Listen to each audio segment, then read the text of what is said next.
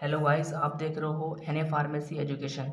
आज हम इंट्रोडक्शन करने वाले हैं बी फार्मा फर्स्ट सेमेस्टर का, जिसमें से टोटल सब्जेक्ट हमारे 6 जो हमारे टोटल सब्जेक्ट रहते हैं, इसमें से 4 हमारे एक्सटर्नल होंगे जो कि हमारी यूनिवर्सिटी कंडक्ट कराती है, और 2 हमारे सब्जेक्ट इंटरनल होंगे जो कि हमारे कॉलेज में होते हैं। तो मेन जो सब्जेक्ट रहते हैं वो उसके अंदर 4 सब्जेक्ट रहते हैं जो कि हमारी यूनिवर्सिटीज़ के थ्रू होते हैं, और जो हम एक एक सब्जेक्ट के बारे में आज क्लियर बताने वाले हैं। बिल्कुल देख लो ध्यान से, लास्ट तक देखना, और लास्ट में तुम्हें हम इम्पोर्टेंट क्वेश्चन के बारे में भी थोड़ा बताएंगे।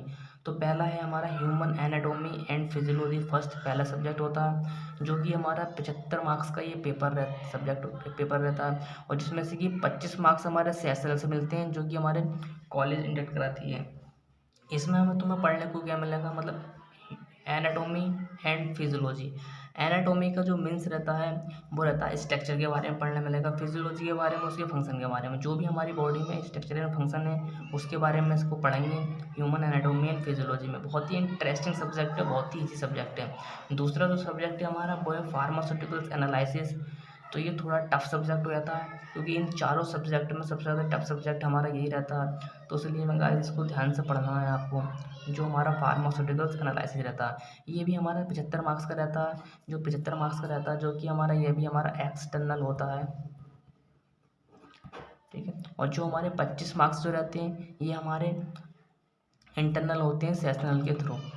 फार्मास्यूटिकल एनालिसिस का मीन्स क्या होता है, जांचना, मतलब मेडिसिन कोई ह्यूमन सैंपल होता है उसका हम आइडेंटिफिकेशन कर सकते हैं, प्यूरिफिकेशन कर सकते हैं, उसको जांचते हैं, इसका मीन्स होता है हमारा फार्मास्यूटिकल एनालिसिस।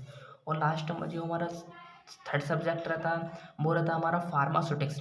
ये भी हमारा 75 मार्क्स का रहता है जो कि हमारा एक्सटर्नल होता है, और जो 25 मार्क्स होते हैं वो हमारे सेशनल के थ्रू कराते हैं। अब फार्मास्यूटिक्स में हमें क्या पढ़ने मिलेगा, उसमें जो हमारी मेडिसिन होती हैं उनका doses form, liquid dosage form, semi solid doses form, इसके बारे में पढ़ना पड़ेगा। एंड स्टार्टिंग में हम मतलब जो हमारी इंडियन फार्माकोपिया, ब्रिटिश फार्माकोपिया, उसके बारे में भी पढ़ना पड़ेगा।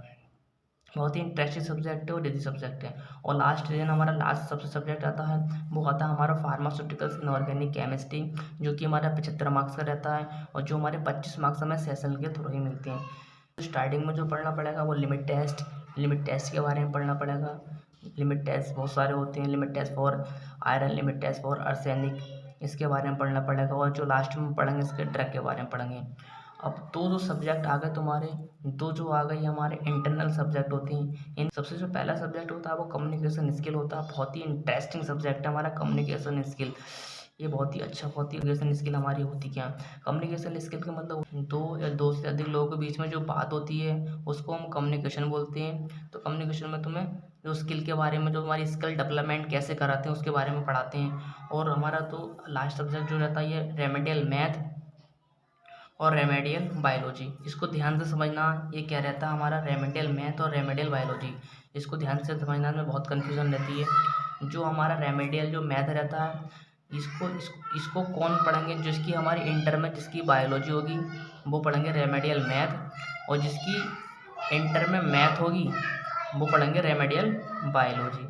तो अक्सर जिसकी इंटर में ज़्यादातर बच्चों की बायोलॉजी होती है, जिसकी बायोलॉजी होगी तो वो पढ़ेगा रेमेडियल मैथ पढ़ेगा, जैसे कि हमने पढ़ी थी।